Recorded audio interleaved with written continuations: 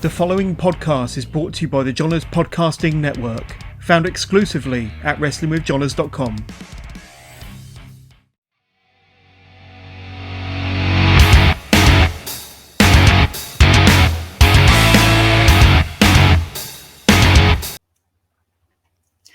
All right, ladies and gentlemen, thank you for joining us here on Buckle Bomb Entertainment.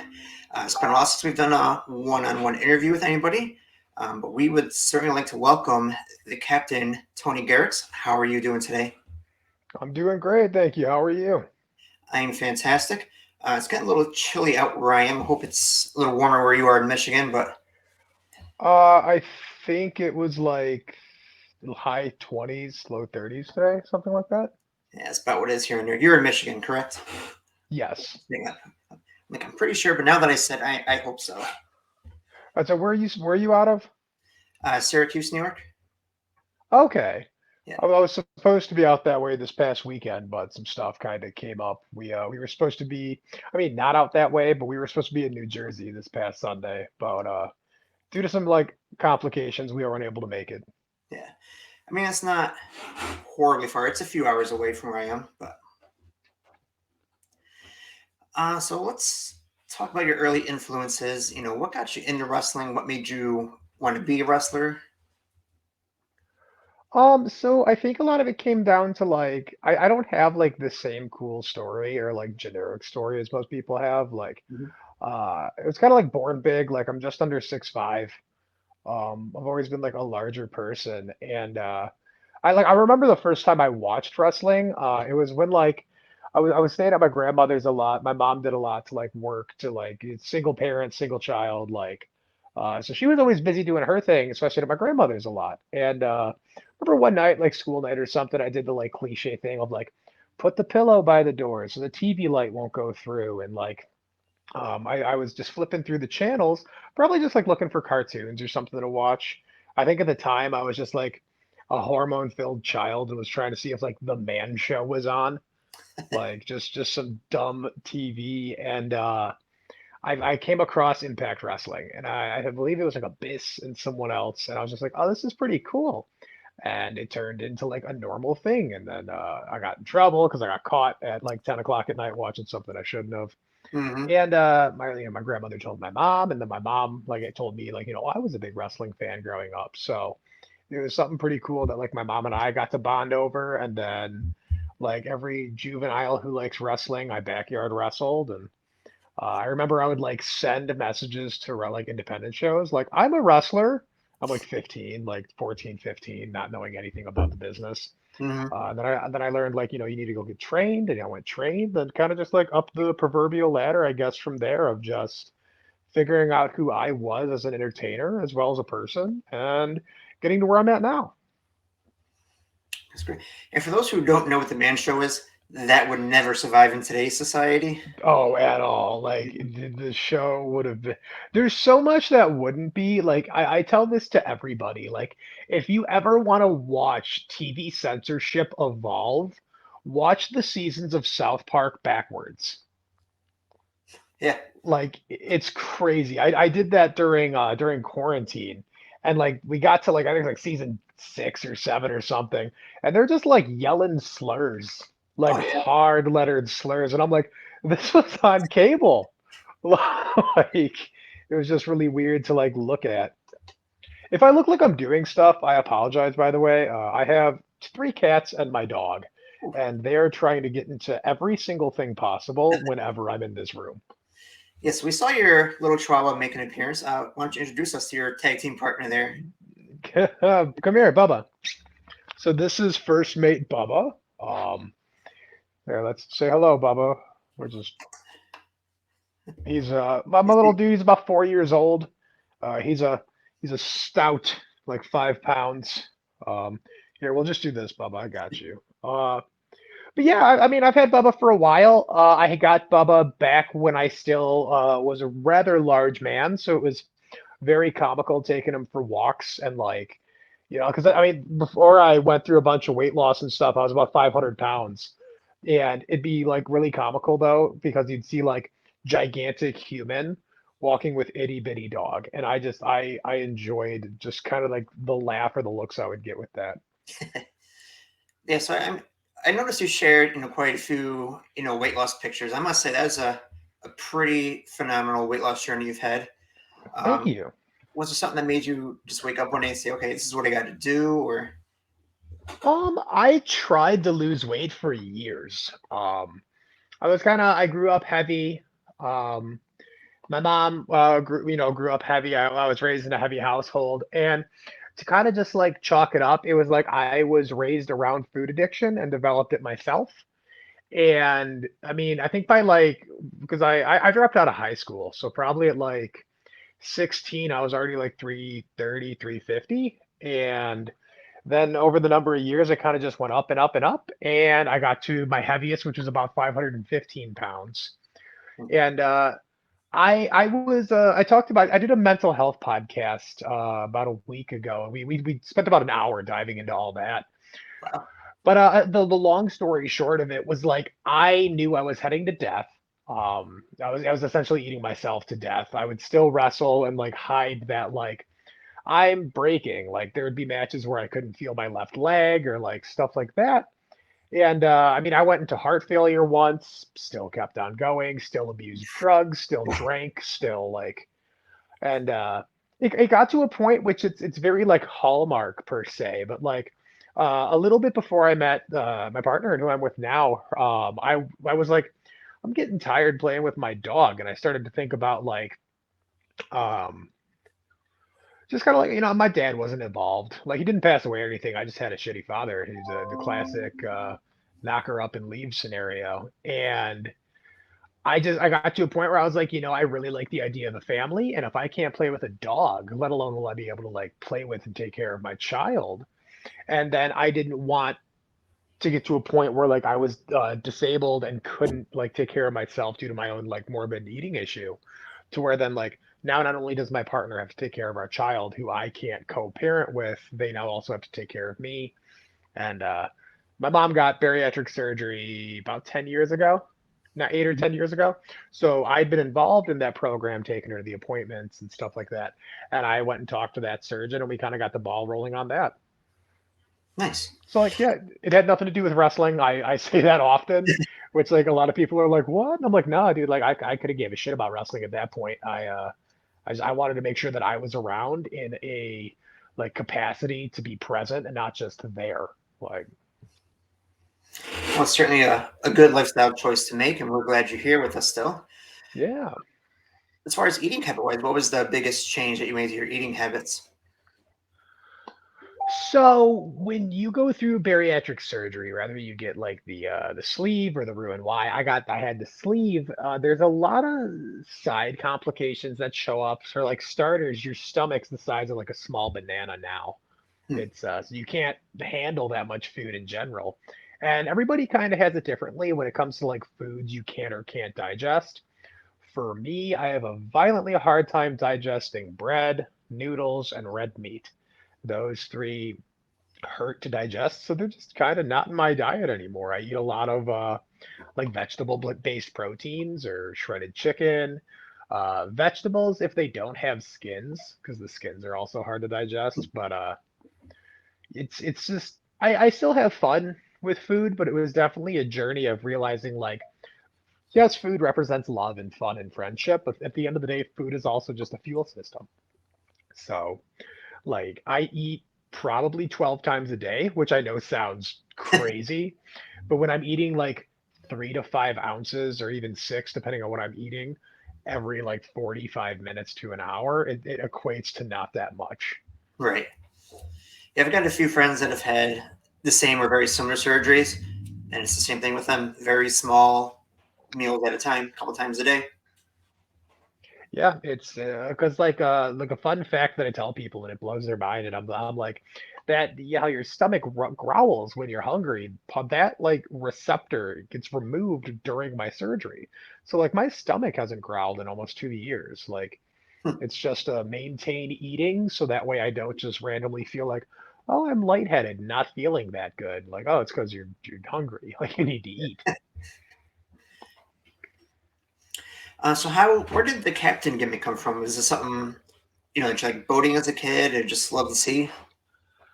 Again, no. Like I truly I don't know. Like so I wrestled as Fat Tony for about 8 years, and that started as kind of like a greaser style. Like there was like Ricky, there was Vinny, and then there was like cousin Fat Tony, and we wore like the jeans and like the singlets, and like I had the white T-shirt with like the cigarettes rolled up in it, and that the greaser bit kind of died because we weren't having fun with it, even though like promoters and stuff loved it. It was very apparent that we weren't having fun, which made the product not fun to watch. And so we went from doing that to kind of, I know Rick went and did his own thing. He was a cowboy at one point and he was a boxer. I don't Rick went and did his thing. I kind of just got sick of not being myself, and I was just like, I was being me just as Fat Tony. And then I lost all the weight. Then I left wrestling and I lost all the weight. And I'm like, well, I can't be Fat Tony anymore. Like maybe I could be like moderately overweight Anthony. Like I don't know what I could be. And I was watching just like old wrestling, and then I was watching stuff, and I was watching The Waterboy, and they're like Captain Insano shows no mercy. Like, and I'm like, I don't want to be like a superhero though. And then I was thinking like, well, I could be like a pirate. But then I was like, that would all look weird on me. Like, what can I do? So I got thrown into some random like bar brawl death match my first show back in like a year and a half. And all I had was like wife beater, jeans, belt, and like my wrestling boots. And I was like, oh, I kind of look like a fisherman. And I was like, I'll just be Tony Garrix. And then I was like, but I can be the captain. I can be like a deep sea fisherman, which I learned unless you're wearing waders, no one can understand it. Like it just doesn't resonate. So I was like, well, shit. Like I don't want to be a pirate. I'm gonna be a captain, and I'm gonna keep it. I think the nautical aspect came from I really like nautical tattoos. And Okay. I like nautical themed art, so like that's kind of where it came from for me. And I mean, like I have like a compass and stuff tattooed, and like the further you go up, like I have a lot of American traditional, which was very a popular tattoo style back when it was all big shipping and nautical. Hmm. So we kind of rolled with it, and it's worked. And there's also no other captains in independent wrestling. There's maybe a couple here and there, but you see everywhere. You're like, I like to call them like cut and paste wrestlers. Like they're just I can do a bunch of flips, and I have this set of trunks, and I like to do 13 spots, and there's no character anymore. It's just like create a wrestler. It's people who all do the same shit, just with different colors on. Right. And I wanted to do something different, and I think I kind of landed on it, luckily. Also, it's like it's a merchandise monster. Like the amount of like ways I can go with like the nautical stuff. It's just been a very like open channel. I actually before we hopped on, I got home and I had a lot of questions for people that want captain's hats, and I ordered a number of them that I'm gonna do some work to, and they all got delivered today, which was really cool. Hey, stop it! But yeah, that's that's the answer for that one. Yeah, certainly a lot of ways you can go with merchandising, which will really help. So let's talk about. I mean, you just got done, I believe it was last weekend, a match with HCW versus Corey Kerr. Is that correct? Yeah, we were in Mishawaka, Indiana last weekend. How Um, how was that match? it was fun. So like Corey Kerr and I, we've known each other for a number of years, and like Kerr kind of got back into wrestling, and he wanted to go on a certain path, and not on the path he was going. So like, I was like, I'll hop in my car one day, and we developed a friendship to the point where like I now go to his son's birthday parties, and like his son wants to play Fortnite with me all the time, and just things of that nature. Like we're really good friends. He's one of my best friends. So like being able to work with him, especially as he's on this like he's it's not even like a slow rise. Like he's picking up a lot of steam really quickly. It was a lot of fun, especially because we both do kind of like the hard hitting, strong style, I guess you could say, like style of wrestling. and he's not afraid to do like gritty stuff. Like I do a lot of stuff that's kind of gross. Like I spit like swill at people and like stuff like that. So like he was totally down for it, and we had a lot of fun doing it. He came out with the win. I'll give him that. I may or may not have tried to do some dastardly things. I may or may not have picked up my ship's wheel and tried to bonk him with it, and he may or may not have gotten out of the way and speared me out of my boots. But I mean, like if those answers are out there on the social media, if you're trying to find it, it can be found. But I may or may not have done good. Do you like playing a heel better than a babyface? I love being a heel. Um, I think it's because like even though I mean well, I'm naturally a dickhead. So like it definitely, and like the whole like brawler thing, it's like it's not like a work. It's kind of shoot. Like I was a bouncer for a very long time. Being the size I was, whether it's height or weight, like if I go to a bar, even with like my significant other, there's gonna be one frat asshole that's gonna want to try to fight me. And it's just like the stupid machismo bullshit of like ugh big man beat up and Mhm. press it's dumb. So like I grew up kind of just learning how to fight. So the like shows like when I do like PG-13 or rated R shows, like I'll have crowd members like yelling at me, and I'll be like, if you're gonna talk like that, step in the fucking ring. Let's figure it out. And I've had people who've tried to, and like security has to intervene. But even though it's a show, at the end of the day, like I definitely will back up anything I say in the ring or in the parking lot. Like that's something. So I Right. feel like heel translates to like the art form of it very well. Yeah, from the few wrestlers I've talked to, playing a heel is a lot more fun than the babyface as well. It's more fun. The thing that I don't like that's usually said about like heel or face, they're like, being a heel is substantially easier. I'm one of the few that disagree. Because like nowadays you can do just like a couple flashy things and like the crowd's really into you.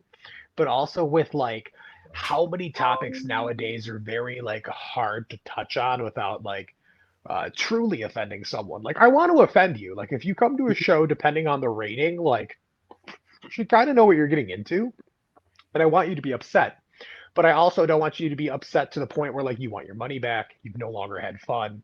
And with everybody being on like a different realm of like what upsets them now, it's hard, but it's not hard. Because I mean, like, obviously use your brain. Don't be a dickhead. You can figure out how to make these people upset. I mean, to the point where like I've done shows in like Ohio, and like I'll do kind of like my generic like shtick, and it won't work. And then I'll just be like, "Oh, you guys aren't getting it because you're from the subpar state of Ohio." And then I'll just like make the hand mitten and like just Mm. bring up like the football rivalry. Like y'all know sports ball. I'm from Michigan, and they'll just start booing me, and I'm like, all right, cool, I got it. But like, I try to definitely find more of a artistic approach to getting booed, other than just like, hey, you smell bad. Like, it's not fun. Yeah. Let's talk about some things coming up. I know you've talked about combat zone wrestling's scouting combine. Is this something you're Yes. partaking in? So that actually was this past Sunday, unfortunately, due to I'm not gonna like there were some personal details of people that weren't me. I'm very transparent, but I don't like getting into other people's stuff. Unfortunately, someone in my car had some issues at home that we found out about while we were at dinner Saturday night because we were originally going to drive from Mishawaka, Indiana to New Jersey. It was like an 11-hour drive. We were going to do the drive overnight, and it was something like we all had known. And then some stuff kind of arose, and we were like, well, we have to make this decision. And like at the end of the day, wrestling means everything to me. But also, like, someone needs to get home for a family reason. We're gonna get home. So Right. we kind of like wrapped up dinner and went home, and we reached out to CZW and we let them know what was going on and that we'd be more than happy to be back if they were to do another one. But we had just unfortunately due to like logistic issues, we're unable to make that one per se. How did they respond? They haven't. So I'm assuming not that well, but like ultimately I can go to bed at night. I know that I reached out and I explained to the most of which I could, like privacy wise, of what was happening. And who knows? Maybe they're busy. Maybe they're Yeah. upset. If they are upset, that's okay. But like, The way I look at it is like, a door closes and another opens, and it's like I'm very big on life, like in the philosophical way of like my glass is always half full and half empty. So like it is what it is. If that bridge is burnt, it's unfortunate, but it is what it is. Like I can't do anything outside of that. Mhm. All right, so we'll talk about some other ones you got coming up. You have a match coming up for Us Wrestling. I want you to talk about that. Yeah, so I got I believe it's March 4th. It's Forest Wrestling. It is Hoss Fight, me and Last Call Adrian Anderson going against Social Reality. So the last show for us, it was actually a three-way Hoss Fight match. It was myself, Old School Rick, and Adrian Anderson. We tussled, we tangoed, we had a beer break. Got to stop throwing hands and sip on some beer. And then later in the show, Anderson and I are just drinking, having a good old time. And these three scrawny little rookies were being real big douchers to the people they were in the ring with. They stole some titles, did things of that nature. So like Anderson and I happened to storm the ring, and they wanted to run their mouths as they bailed out of the ring. But last I checked, they bailed out of the ring. They didn't stand and try to fight us. So the good people over at For Us Wrestling decided they were going to have Anderson and myself go against Social Reality on March 4th at the Renegades Bar and Grill in Garden City, Michigan. Great. So be sure to check that out. And also, you have a match come for Imperial Wrestling Entertainment. Yep, Imperial Wrestling Entertainment out in Houghton Lake, Michigan. That is this Saturday. I don't really know the ticket prices. I dropped the ball on that end, but you can find out anything about Imperial Wrestling Entertainment on their social media under IWE Wrestling and Imperial Wrestling Entertainment. I do know for a fact, though, I'm going against Mr. Bojack. Now, I've watched Mr. Bojack go from being just, wet behind the ears, green and, not really know what's going on to being a really big competitor. And he's been, a title holder at Imperial Wrestling Entertainment. I believe he holds titles at other places. Bojack and I get to go ahead and tie horns. And I believe I wrestled Bojack a number of years ago where I was the big guy. And now, even though I got the height on Bojack, I think he's got a little bit of beef on me. So yet again, I seem to be getting booked in these hostile matches a lot lately. So Bojack, he's coming to the table with a lot, but I'm also coming to the table with a very strong fist, and I might knock a tooth out or so. Now, have you done any death matches? I thought I've seen you. What? I'm sorry. Death matches? Have you done those before? Yes. Since I've came back to wrestling, I've done about 6 or 7 of them, and I came back to wrestling in April of 21.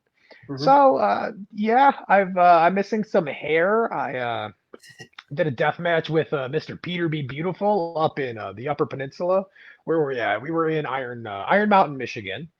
I kind of took some crafting scissors and shish kebab sticks and all that stuff to my head.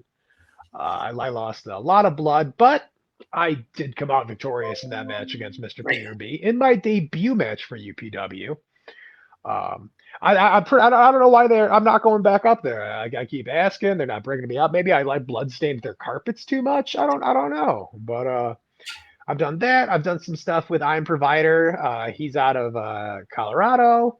I've done a couple bar brawls for Horror Slam Wrestling. They'll do like the node ring death matches, and we've done a couple of those. I see each time I'm there, I seem to get either tacks or something all littered in my back. But yeah, I mean, I've done one for five wrestling, and like it's definitely a niche art that I do enjoy having like a higher pain tolerance, and just like it's fun, like the artistic side of it. I find it very fun. It's a different way to approach wrestling after you've done like traditional for so long. Right. Is this something that you enjoy, or? Yeah, I do have a lot of fun with it. I don't know if I'd want it to be every booking. Right. For the most part, I have 1 to 2, 1 to 3 bookings every weekend. So like just the idea of like getting cut to shit 1 to 3 times a week, like just the math of that's getting cut 4 to 12 times a month. Yeah. Like What? at that point you got cuts that won't heal, never scabs. It's just sounds messy. What's the farthest you've gone for a booking?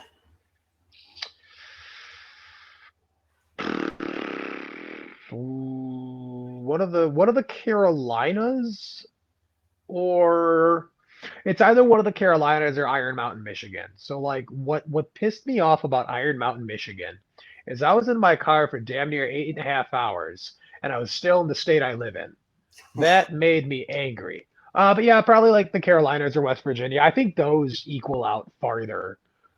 Those were a number of years ago, but I'm currently in talks with some places in Texas and in Tennessee and some stuff out on the East Coast. So I'm Nice. hoping to travel a little bit farther here soon. Nice. So before we wrap things up here, we're going to play a little game like to do in our interviews called Tap Rope Turmoil. Kind of like a little rapid fire. I'll throw 6 questions at you. Just first answer that comes to mind. So is there a certain word I'm going with, or just like first thing that comes to my head? Just whatever answer comes to you. Doesn't have to Okay. be weird. So it's a mixture of some wrestling, some not wrestling. So what is your favorite submission move? Flying toe hold. What was the best cartoon to watch growing up? I'm sorry, that's what? Best cartoon. Best cartoon? Fairly Odd Parents. Okay. That's a lie. It was Jimmy Neutron. Jimmy Neutron was better. I was saying, coming out with a live action of Fairly Odd Parents. I don't know if you've seen that. Really? Yeah. Ooh, I don't know if I'm gonna like that. I don't like when they do those things. Yeah. We'll see. What's a city that you would love to wrestle in that you haven't been to, and also sightsee? New Orleans. I feel like the New Orleans crowd would be a really fun. It's a party crowd. I'm really into death and voodoo and stuff like that, so I feel like just the city would be awesome to take in, as well as the crowd knows how to party. Mm-hmm. Well, hopefully you get to get there soon. What about your favorite movie? That is hard. I have a top 3. I cannot say which one I like more. It would be the Jurassic Park series, the Ghostbuster series, and the Saw franchise. All good choices. Who's been your favorite band to see live? I have a lot of fun seeing Excision live. Okay. I don't know if that's band. That'd be DJ. Band. I'll be technical. Band with musical instruments. Rob Zombie puts on a really good show. That's what I've heard. All right, last question. If you had your choice for front row seats, are you going to Wrestle Kingdom or WrestleMania? Wrestle Kingdom. I feel like I feel that'd like be I'd see really better hard to wrestling. get. No, I am a wrestler who does not care for WWE. So it's a lot for me in particular. That's kind of an easy question. Yeah. All right. Well, thank you for joining us. We'll link all your socials and stuff in the comments or in the video. Is there anything else that you want to bring up or promote before we go here? I'll just drop one thing. So I don't know when this is going live. This coming Monday. I don't know the date of it off the top of my head, but I am dropping my own website. My website will be the hub to purchase any merchandise you want online with shipping throughout the United States, as well as finding brief bios, booking information for any of the things I do, whether it be wrestling, podcasts, video messages, birthday entertainment. And then also it'll have all the links for my socials as well. But other than that, the website is TonyGarrix.com, and I do appreciate you having me on. Great. Well, you're welcome back anytime. Thanks for joining us, and have a great night, everyone.